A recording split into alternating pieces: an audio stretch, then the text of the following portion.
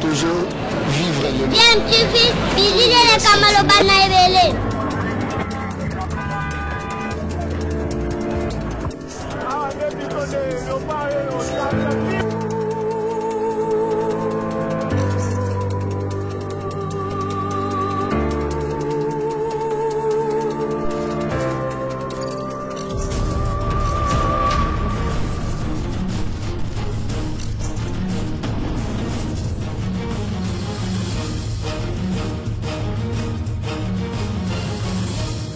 DMTV toujours en avant. Ya DMTV Nabino et Sengo eza toujours kolala na ngambo na biso po toyebi ke bozali epele o boza kolanda biso na ngonga oyo tobeta masolo ndenge kaka tosololaka boyebi ke DMTV ememelaka bino actualité mais tosalaka pe ba analyse mingi ba réflexion pe sur ba sujet d'actualité to pe ba faits sociaux na ba réalité ndenge tomonaka na mboka na biso makambo ezanga kate na République démocratique du Congo bakolo baloba tambola na mokili omona makambo lelo tongi tobeta na bino moi lisolo moko ezalango pe kaka actualité mais toza plus na côté à culture na moi domaine musical mais tokoki kolekisa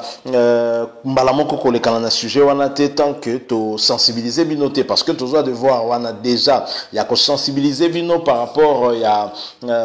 maladie oyo ya Covid-19, on parle de plus en plus de deuxième vague constamment na République démocratique du Congo, particulièrement à Kinshasa. Tozali ko respecter les sous mesures barrières te moi ba cash ne tozali ko lata toujours respecter sous te ba vendeur ba cash ne bazana bango lelo prix nango 500 francs mais toza ko lata te bande ko nanga maladie ezali to se protéger pour to battre la paix ba famille na biso parce que prévention yango ndezali meilleure arme to nango pour te lutter efficacement contre maladie en tout cas DMTV et lobby nous espérons que boyoki ça vaut pour nous tous voilà alors lisolo tongi to bet tongi to un peu sur cette chanson oyo artiste musicien na biso tolingaka mingi héritier Watanabe aotaki ko bimisela biso a toujours kaka na cadre et album na yo ezali ko ya mi ange mi démon donc moitié angelou moitié zabolo donc ndambu katikati angelou katikati zabolo tobenga ngo bongo mi ange mi démon un album très attendu sur le marché mais héritier Watanabe avant sorti à album wana puisqu'azo se préparer déjà pour nango commis pratiquement fin prêt héritier Watanabe a boakeli biso nzembo moko na titre désolé donc titre nzembo wana ezolo ba nyonso tout donc so ba tunyo kaka héritier parle de quoi dans cette chanson so comprendre kaka asenga pardon donc asenga pardon na nani asenga pardon mingi na ba maman biso moko to landie ndenga expliquer biso parce que ayebi ke a frustra ki ba maman ebele parce que ba maman ba la très sensible bo ebi bango penzande moindrement likambo moni ke papa akoyo kanga mutema zolela te mais maman ko kakate maya misu fetanga ebele héritier Watanabe batangisa ki maya misu na bango ne akokaki ko vanda bongo te héritier asaleli ba maman nzembo na titre désolé pe te yango na marché et ça marche très bien une chanson ozo sentir qu'avec beaucoup de mélancolie na kati parce que nzembo ya pardon oyo l'artiste a meki ko bimisho ezalaki kati na ye je pense ou azaki pena ko kanise pa na ye et ba émotion surtout ebimi on vous sentez que sentiment ya regret azali réellement ko senga pardon na oyo nyon surtout et salaki ba maman pasi o ba maman bayoka kisima ya makambo ekomelaki héritier Watanabe. Nous allons pas revenir dans les détails sur ce qui s'était passé na ebi ke boyebi yango biso tozo vanda kaka moi moke sur cette chanson là de kaka balobaka une faute avouée est à moitié pardonnée héritier Watanabe sengi na ye pardon. Il est désolé pour tout, désolé pour l'union surtout nde angwana tolingi to vanda moi moke mais artiste a eu occasion peut expliquer biso parce que na évité si s'attendait à ce que nzembo wana soka bimisi yango marché bien mais en tout cas c'est le cas la chanson marche très bien et atteignait qui déjà 1 million de vues na YouTube la chanson marche donc très bien alors héritier Watanabe nous revient ici nous explique un peu secret il y a succès à nzembo wana pourquoi nzembo wana ezali et suki kaka na cadre moko ya nzembo moko ezosenga pardon te, mais kei sikoyo comme un peu général et memami na rythme ka ya barumba normal ndenge ezalaka, sadi nzembo moko oyo kotikala ndenge oyo papa Chéri Jibe mpe analobaka ba œuvre na ndenini œuvre nde. Donc ça dit que ba chanson moko intemporelle, chanson moko oyo tabula ya kenda na ya kufa mais nzembo etikala, chanson moko bo lwambo makia da kenda na ye mais nzembo etikala, chanson moko bo lutumba simaro ndomanuenu papa na biso akenda na ye mais nzembo etikala, chanson moko bo madilu multi système akenda na ye mais nzembo etikala, chanson moko bo pepe kale akenda mais nzembo etikala, chanson moko bo papa wemba akenda mais nzembo etikala. Donc ba nzembo ya ba genre voilà, je pense que Héritier Watanabe avait une technique pour que nzembo na ye et soukaka kate ke saki nzembo ya pardon bimaka nzembo moko ya circonstance. Donc circonstance wana kaka so circonstance wana longwe la chanson meurt aussi na circonstance wana pour circonstance et s'il était nzembo wana toujours sentir que za nzembo ko vanda et ko continuer nango donc rumba neti kaka normal mais et pourtant il y a ça là qu'on a but à plus ko s'excuser ko senga pardon pour ce qui s'était passé. Alors Héritier Watanabe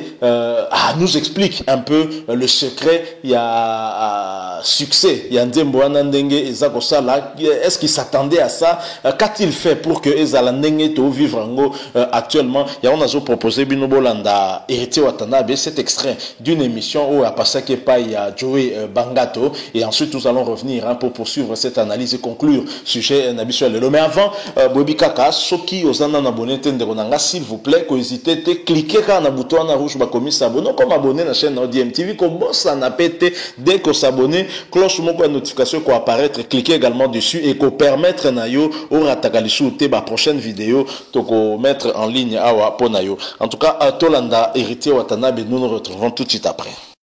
L'objectif est atteint. Oui, parce que j'étais malin.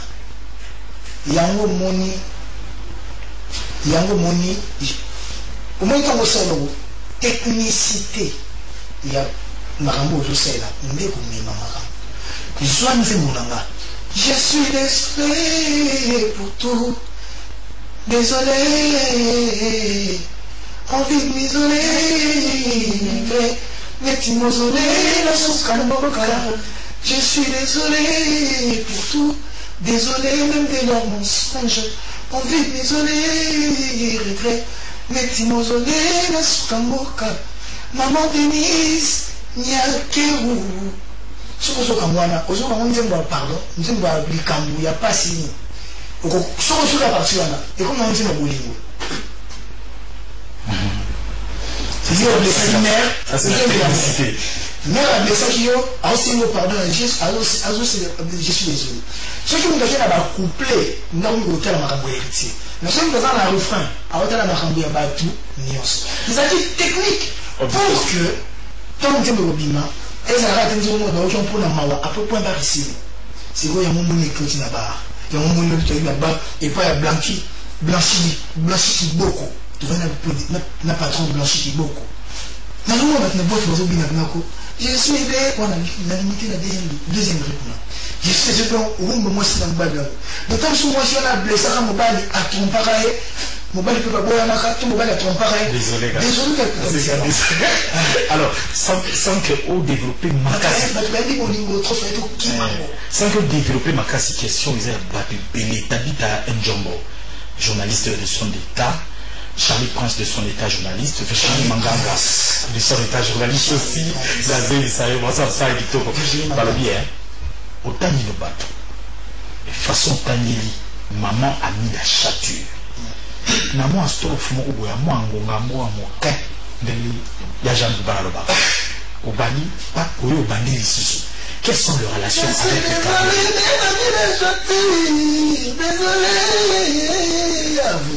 Désolé. Oui. Pourquoi? On est malgré nous. Relation non, maman, n'a pas caméra. C'est ma famille. Il y a moi faut les deux fois. Non. C'est non là c'est logo mon c'est bon qui dit il faut ça la choix ya batu une brochette une représentation mais si on va aller mutu moko maman na par exemple bongo national et baki junior bongo na iloma ma côté place voilà ah voilà mon temps dans la studio tu as un sentiment moi ya oyemba OK comme on a et simbi côté wana mais au bout ça moi tombe à libérer maman parmi les mamans au bayambanga maman mega ayambanga pour nous sonner parce que ayambanga na Congo les côté ayambanga na Congo fondation la Colombe et à Sola Nanga et la chanson désolé je voulais pas le faire les concerts pas le faire j'avais pas le projet donc on a aimé ça dans l'émission tout de la double mais hier on devait immortaliser tala boy sur là point boy mais rappeler que bateau boy après c'est ma rabo ngana kepe na bureau na biso na système sur la timota to bulela mo pe na format mo sur na ba LN Mr. Jojo Bina na ingénieur Chitoka to bulela mo pe to développer il y a moment de façon à accepter merci on a une chose qui va taxer d'ingrat nous surtout ça là ba besoin encore pardon besoin encore à caractère d'argent que à sali boy pour na to pouvoir foutre to pouvoir foutre qui nzembo désolé na zola mo vote et pas mutu batutu na tangi wana ba mama so na tangi na ba mamu na yebi aboyi mkomba bataba tutebo mutu bonga na yebi na ngai tena kokoti na nzembo na mate na zoki bango parce que bango ninga na yebi basi ya ba papa nanga basi ya ba grand frère nanga basi ya ba pire nanga bango ndi na church bango et après bazabe na baninga na bango so batangi Joy Star et batangi voilà donc na évidence. Par là, je vais dire que Natangi était pour. Voilà, mais Natangi pour. À la source, il y a des solos à la vision. Donc, il y a une sonité. À mon avis, il y a Salimabe, moi, Salimabe, les qui Salimabe, il y a Maïna, à Solina, à Edenga. Parce que, ma peur, on a besoin de soutien.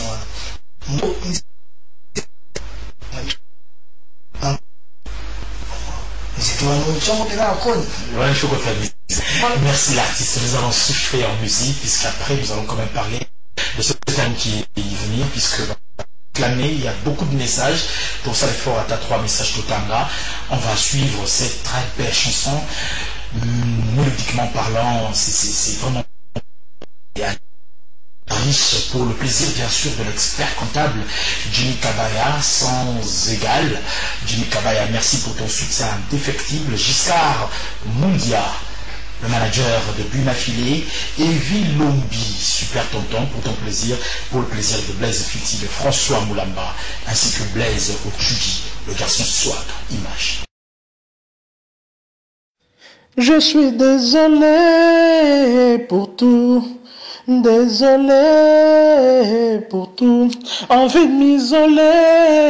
regret, neti mausolé, nasukamboka, je suis désolé, wata. Donc, excusez-moi, Naza chanteur, le la wata te, mais, nzembo yu pesinga chair de poule. Donc, n'engue na yoki wata fredonné, en gomo amouke, na extrait au bouti kotala, surtout, partie où yu envie de m'isoler, regret, neti mausolé, nasukamboka, neti mozole na sukamboka parti wana ezo bomanga na façon moko boza na idete maloba ya modèle wana je vous assure na moment na sola na bino ba larme c'est comme pembeni donc mai ya miso zo linge bima menazo frena ngo po ba mama nde balela mingi biso il faut to batela ka mo ba mai wana ko bima pa pamba te mai miso mo mbale soke bimi c'est que makambo komi vraiment grave. Donc cette chanson on sent que l'artiste a voulu en tout cas ko bimisa pena ezala ki katinaye et je vous assure que vous sentez qu'il y a une histoire na moko parce que ba émotion oyo et azako dégagé pendant que zo mbanzembo eza tellement makasi que eza même na ko affecté na biso bato tozako landaya. En tout cas moi je dis tout simplement bravo l'artiste et je pense que ba maman oyo pour lesquels oyo yembi nzembo oyo je crois que ba pardonner yo pe ba pardonner que déjà d'autant que na kati nzembo wana héritier Watanabe abwaki ba n'importe quelle maman te héritier Watanabe abwaki ba maman otoyebi o bazali ba maman ya valeur lokola maman Denise Nyakero, la première dame, donc la première d'entre nous tous, Namboka Oyo, Mwasi ya Yambopo Zali, Mwasi ya le premier citoyen, Yamboka Oyo Zali, Félix Tshisekedi, président Moko Kakotoza Naye, Namboka Oyo, Abouaki, ba maman lokola ba si de Jimampata, maman Naye, Oazali, Mwasi, Yawera Son, Yende, Abokoli, artiste hérité Watanabe, Nandenge ya Noule, parce que maman biologique est hérité Azali. Mais, tango hérité Azali, fils Yawera Son, fils musical de Tolobaka. C'est que maman musicale na ezali maman c'est que Zali maman Sideji, Mapata Sylvie Masaki, donc Tolobango autrement et surtout et wana peut attirer de sous attention modèle Abouaki maman ami d'Achatur Bakisaka Kamere Nasuka et salutations na directeur de cabinet chef de l'État Vital Kamere Sika Zali prison hôpital Tonda Kunaye to yebite finalement Masolango pe beta magalusu soute to yeba soute pende Sika Zali mais est-il que ami d'Achatur li banga oyazui tout le monde a remarqué que ça qui les banga moko un peu particulier ça les banga moko zalaki et kendeka neti mangute et héritier Watanabe s'est exprimé aussi là-dessus parce que évidemment le journaliste peut essayer de poser question et attirer attention na ya zangite ko tuna yango héritier Watanabe a s'exprimer a expliquer peut-être nature il y a ba relation nino azali nango par rapport na famille ya Cameroun et ça nango ba sentiment naye to yebi ke ye abanda pe ko boka Vital Kamere le loté le pacificateur jusqu'au bout donc banda kala Vital Kamere n'a pas perdu héritier à Boakagaye Vital Kamere en opposition sali parti na UNC héritier à Boakagaye Vital Kamere directeur de cabinet chef de l'État héritier à Boakagaye donc c'est une relation c'est vrai une vieille relation tokoki ko ignorer yango le loté donc héritier Watanabe à travers cette chanson Oyo Aotiko Sala et susciter admiration yaba maman kakate susciter admiration yaba tuebele Oyo ba monique au-delà ya image na ya mabe Oyo batu babimisaki balukaki ba ternir yango pe na ba réseaux sociaux évidemment sur un fait et aux alipé vrai mais moto ya salaki que vidéo ane ko kakobima salaki yango na intention nini c'était intention à nuire na artiste pas seulement na artiste parce que même na famille naie parce que azan la ban na pas azan na parmi ban azan la ban na basi et donc vous imaginez que ban na ba mona ça c'est la plus grande punition pour l'artiste comme on a que moi na naie amona makambo naie modèle wana parce que même nzamba zo pekisa que moi na amona makambo ba parents et donc tango déjà artiste ayeba que moi na comme on est loko wana parce que tout le monde ka luka ki asala ye mabe à nuire naie ça fait très mal donc nzembo wana tango za ko yemba yango azako yemba ngo vraiment avec tout son cœur. Mais j'ai dit, héritier Watanabe a suscité admiration à Batubele Neti, admiration, il y a un journaliste, mais en même temps c'est aussi un juriste jeune, tout comme héritier Watanabe, Louis-France Kouzekisa, ou à Zangita, en tout cas, sa admiration, ou à Zalinango et pas héritier Watanabe, surtout par rapport à la chanson où il a tenu à rendre hommage à héritier Watanabe. Je vous propose de l'écouter pendant ces quelques secondes, ensuite, je rappelle toujours que Oza Kolanda DMTV de Ronanga, nous en abonné pour la ligne. Moi, clique mon cas en une seconde et ça appelle le côté. Au cliquer caca, au commis abonné, na bouton, va commis s'abonner, c'est en rouge. Parce que et qu'on faire apparaître cloche mon notification cliquer pewana et qu'on permettre na yo on attaque li sous-souté ba prochaine analyse na ba réflexion to proposer tout simplement actualité to côté là alors suivant cet extrait avec Louis-France Kouzekis ensuite nous nous retrouvons tout de suite après. Non on a vu ba te belé ba go sangana ba défi méga pour basambwisa yo na internet bafinga yo bachola yo image na yo ebeba babe ndeko jamais dar Louis François na ndeko mona na za mutu mabe alors que yo na Louis François besoin d'un problème t c'est-à-dire il y a des gens qui n'ont comme mission que de ternir l'image des autres. C'est une chanson qui m'a beaucoup interpellé. Je rends hommage à ces jeunes Congolais, plein succès à lui. Envie de m'isoler, regret, neti mausolé, Nasukamboka, je suis désolé, Wata. Voilà, donc, bon, excusez-moi, soyez n'en fredonner les sous kaka, peut-être que n'en pesa mutumso azolandanga, wakanda po mungongo yango, ma belle lokola, soki mungongo ya nini, tozaba chanteur teme, esengoleki, parce que nzembo yo, désolé, et nzembo moko boyo, tosito botoli yango Wata, tika nango kage pa ya Wata, te zanzembo biso moko pe to s'approprier nango pona minito soko salaki kaka mo mutu mabe o sala ta mama na ndako mabe o sali chérie na yo mabe ou bien o sali ndeko na yo sœur na yo par exemple o sali ye mabe ozio teleka nzembo wana kaka donc ça dit envie de m'isoler regret neti mozolé na suka mboka pona yebi ke na sali yo mabe j'ai envie de m'isoler pour na okoka ko affronter le sous regard na yo te j'étais trop fait de mal donc na okoka le sous te donc je suis désolé na s'isoler na nga kaka regret neti mozolé na suka mboka yebi ka ba mozolé mingi alaka musika donc faut bokenda ka botala yango neti mozolé ya papa na biso Etienne Tshisekedi le sphinx de Limetende to alaki ko benga ye patriarche ya ba Tshisekedi papa ya président actuel Félix Antoine Tshisekedi Ichilombo. Je suis désolé. Cette chanson qui fait vraiment en parler d'elle. Donc voilà, moi illustration Bolandi Louis France Kuzeki Sandenge a talisi admiration na ye oyo azali nango epa ya Watanabe héritier ndenge asali nzembo wana pe a fustiger en tout cas comportement ya batu oyo avandi kaka boya kei ko somba ba méga kaka po nuire na réputation ya mutu et c'est malheureux. Et tango sali logo ya bongo après ogani nini epesio nini ebakseli nini parce que souffle de vie mutape sa ngonzambe ou pas retirer ngonzambe nzambe retirer souffle de vie kaka nzambe pe mutu aza capable ya ko restaurer honneur ya mutu yo suyaki et ça appelle le côté héritier Watanabe mieux vaut okoyaki au telemi au s'excuser la vie continue. Voilà, félicitations et DMTV en tout cas est en admiration par rapport na wana artiste na biso fo ba sala kapé banzembo ya modèle oyo et ça l'a bien et c'est une chanson éducative, une chanson très très instructive et zanzembo moko oyo toko yokaka yango pe toko yembelaka yango batu en cas de problème sur to sala ki muninga mabe o teka nzembo wana mba moko pe muto akoki ko excuser na yeyo. Voilà ce que nous avons voulu vous proposer par rapport à la chanson on a désolé depuis bimaki to betaki non lisolo nango tende to zui occasion to ya to solo la yango nabino nous espérons que sujet to sali moi analyse na biso muke to sali moi réflexion muke to sali et ko sepeli sabino si c'est le cas tikela biso moi like ça la ka bien ko bossa na pété ko kiko toujours ko partager na biso opinion na yo point de vue na yo makanisi na yo na ntela ya commentaire mais mingi s'abonner na chaîne oyo et puis ko bossa na te cliquer na cloche de notification ko permettre na yo ratakali sous-souté ma prochaine vidéo te remettre en ligne awa. Merci pour la minute te partager ensemble merci parce que tu es bien que prochainement tant te proposer nos sujets mususu bokosanga te koya te partager ensemble évidemment si Dieu nous prête vie. En attendant portez-vous bien et surtout que Dieu vous garde et DMTV vous dit au revoir.